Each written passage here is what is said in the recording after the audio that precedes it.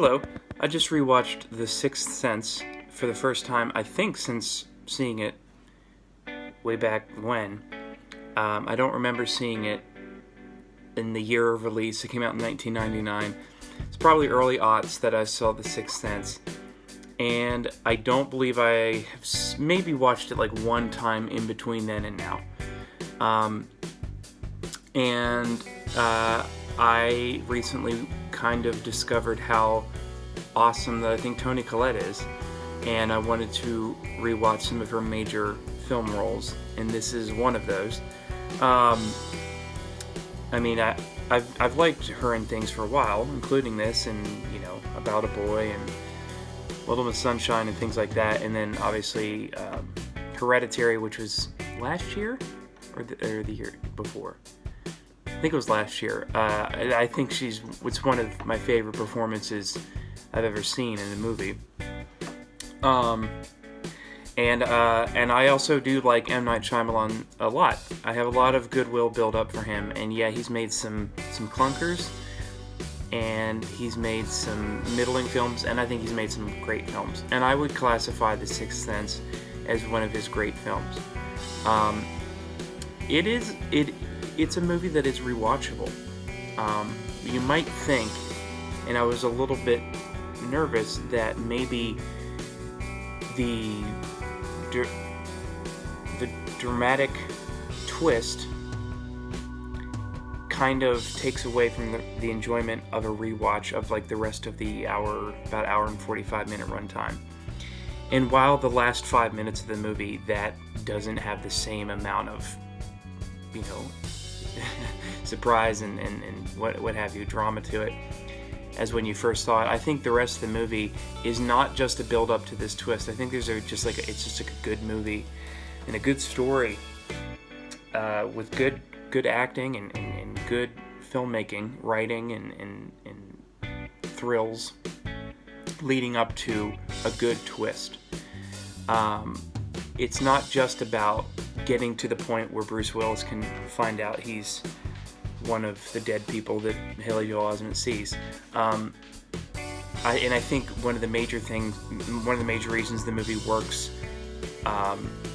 not in spite of, but alongside of its twist, is the whole, not necessarily, it's a subplot of him helping the ghost, played by Misha Barton, the little girl, expose her mother, stepmother, whoever it is, as basically poisoning her, keeping her sick, killing her.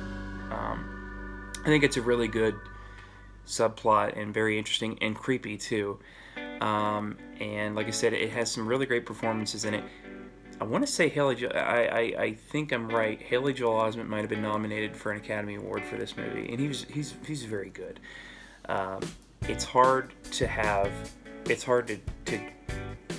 get like fantastic performances out of child actors, and I would say he's pretty great in this. Bruce Willis has never been a favorite of mine, but I think he's really good in this and in Unbreakable and in all of the movies he's been in with M. Night in that universe. Maybe I need to give Bruce Willis another shot. I don't know, but and obviously the main reason I was rewatching it is for Toni Collette, and I tweeted about this while watching the movie, that she is a chameleon. She just becomes whoever she has to be in the movie, and I think this is one of the greatest examples of it, because she is not American. I want to say she's Australian or something like that.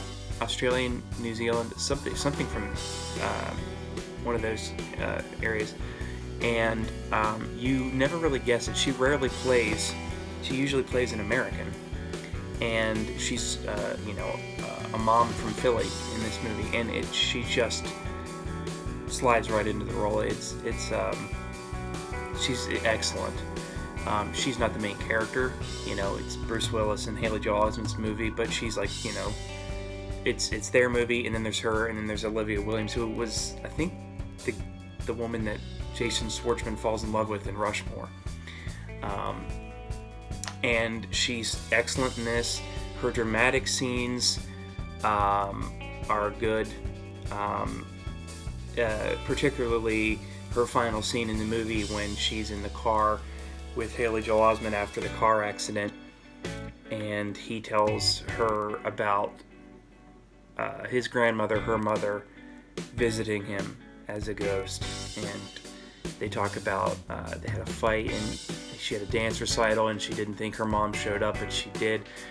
And you see pretty much the whole conversation from Haley Joel Osment's perspective. He's looking at his mother, and you're just seeing her react to it, and she's just so good. I'd be curious, like, how many takes did they do of that? Because she's just giving it her all. It's incredible. Her facial acting in everything she does is pretty amazing. So that's a quick little mini recap of my rewatch of The Sixth Sense.